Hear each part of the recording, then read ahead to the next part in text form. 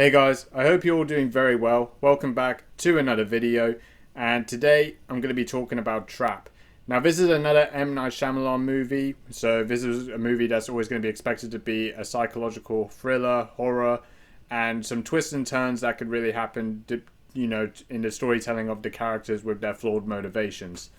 So, yeah, when it came to Trap, I was kind of skeptical to see what M. Night Shyamalan would deliver because he's always kind of sit on that level of success and accolades from The Sixth Sense, and pretty much since then it's kind of been very mediocre average films to real stinkers like The Last Airbender. So I really had no idea what I was going to get with Trap, but after watching it I can confirm it's pretty much just one of those very average movies that still doesn't really exceed from any other movies he's done. So there's some good things I could talk about with Trap, and it's not all good in some ways, but it's also not all bad. But there are like some problems I do have with this film. So when it comes to Trap, this is a very conflicting movie for me. So I think some of the compliments I have with this movie is it really sets up the scene pretty well. Now, I don't think this is really some of the best storytelling you're really going to get with this movie. It does change between the sequencing of the film, but I'm kind of going to get into that a little bit later. But the synopsis of how the story starts off with is that a father named Cooper is with his daughter Riley, and they go to a concert to see Lady Raven. So Riley's really excited to see Lady Raven perform and comes along with her father, and pretty much his father gets into some sort of scenes of events that pretty much happen. One of the things that happens is that there's lots of police and FBI agents that come to the concert because they're trying to solve the mystery of finding a serial killer named Butcher, who is most likely going to cause real trouble and real scenes at the concert. So that's kind of where the film starts, and it kind of ends with lots of twists and turns that happen in the film. So it involves pretty much Lady Raven as well as Riley and Cooper, and it pretty much gets into a lot of twists essentially.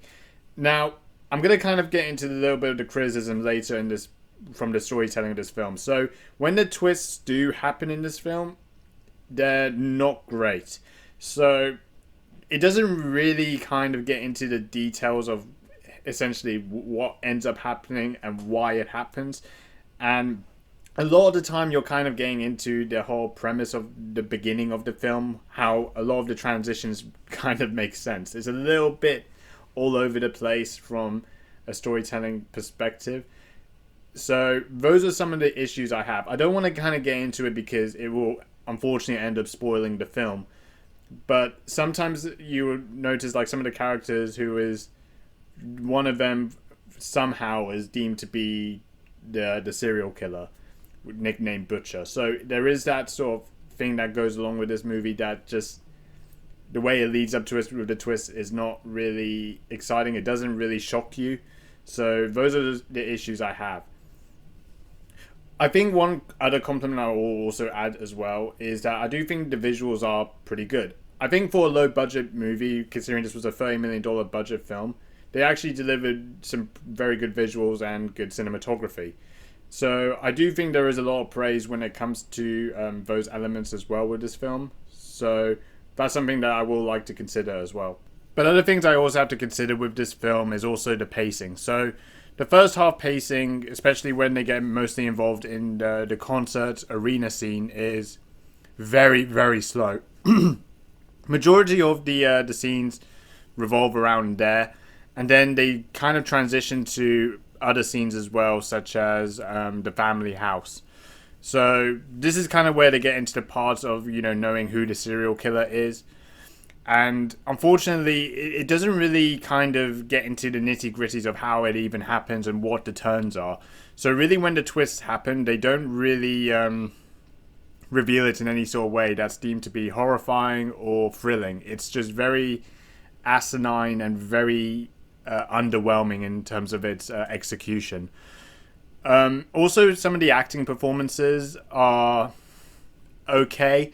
They're not really amazing performances from the actors. I think they tried their best with the script that they were given, So I think mostly like some consideration I give for acting performances, I think is certainly the actor who plays Lady Raven. I think she did a good performance because, especially for some of the scenes that she's mostly on the concert or on the stage, I think those were executed pretty well.